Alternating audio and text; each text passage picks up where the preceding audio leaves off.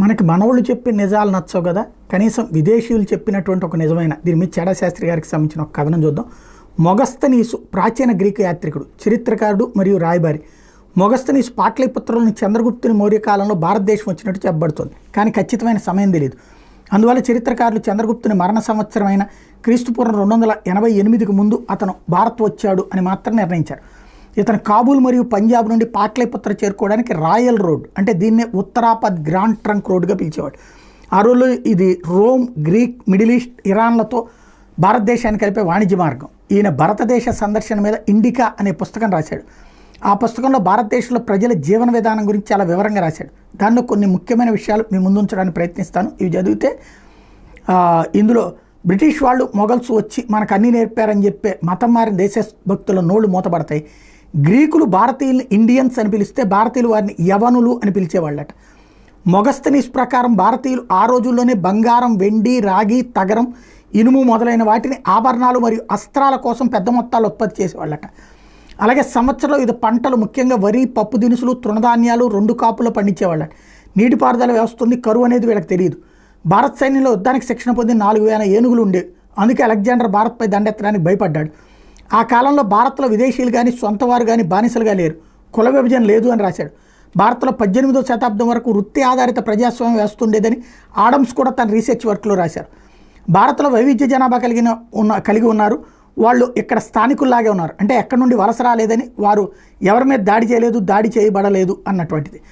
అలాగే వరకట్నం లేదు, ఆడపిల్లలకు యుక్త వయసు వచ్చాక ఆటలు, యుద్ధ పోటీల్లో గెలిచిన వాళ్ళకి ఇచ్చి పెళ్లి చేసేవాడు. బహుశా అతను వచ్చిన ప్రాంతంలో బానిసత్వం చాలా ఎక్కువగా ఉండటం వల్ల భారత్లో బానిసత్వం కనిపించకపోవడంతో ఆశ్చర్యం వేసి దాని గురించి పదే పదే ప్రస్తావించాడు. బానిసత్వం లేదు, అందరికీ ఒకటే చట్టం, ఒకరిని బానిసగా ఉంచుకోకూడదు, ఇతరులపై ఆధిపత్యం చెలాయించకూడదు, అందరికీ ఒకే చట్టం అమలయ్యేదని రాశాడు. మొగస్తనీస్ క్యాస్ట్ అనే పదం ఉపయోగిస్తూ అప్పట్లో భారత సమాజంలో 7 తరగతుల ప్రజలు ఉండేవారని రాశాడు. తత్వవేత్త లేదా బ్రాహ్మిన్స్, వీళ్ళు మిగతా వాళ్ళకంటే తక్కువ కానీ హుందాగా ఉండేవాళ్ళు. వీళ్ళకి ఎవరికి సేవకులు, యజమానులు కాదు. వీరు ఎవరికి సేవకులు, యజమానులు కాదు. వీరిని పబ్లిక్ డ్యూటీల నుండి మినహాయించారు.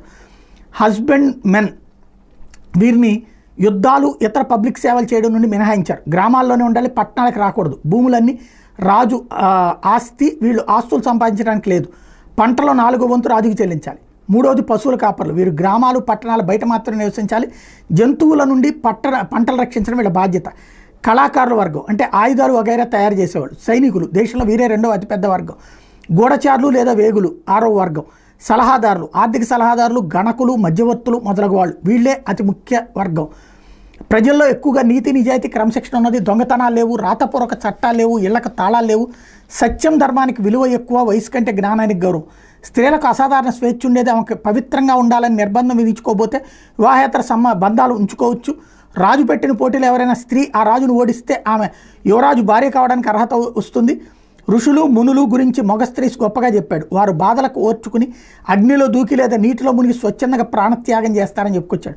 భారతీయులు పెంపుడు జంతువుల మాంసాన్ని తినరని మొగస్తనీస్ చెప్పాడు. ఇదే విషయం 4వ శతాబ్దంలో బౌద్ధ సన్యాసి మరియు యాత్రికుడు ఫాహియాన్ కూడా చెప్తూ భారతీయుల్లో కషాయిలు తప్ప మిగతా వారు మాంసం తినరు అని చెప్పాడు. మొగస్తనీస్ రాసిన ఇండికా పుస్తకంలో దొరికిన భాగాలను ఇంగ్లీష్లోకి జేడబ్ల్యూ మ్యాకెండ్రిల్ అనే బ్రిటిష్ రచయిత 1877లో ancient India as described by Megasthenes and Arrian పేరుతో అనువదించాడు.